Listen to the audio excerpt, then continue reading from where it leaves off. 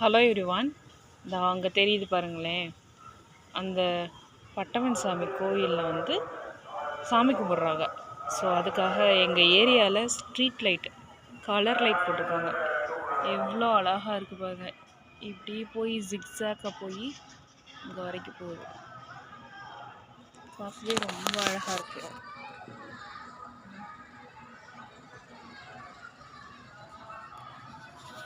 இதுங்க அந்த வியூ காட்டுறேன். நல்லா இருக்குல்ல? அந்த பக்கம் இருந்து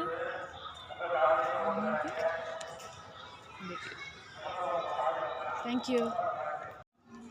பார்த்தீங்களா எங்கள் ஏரியாவே எப்படி ஜோதியை ஜொலிக்குது.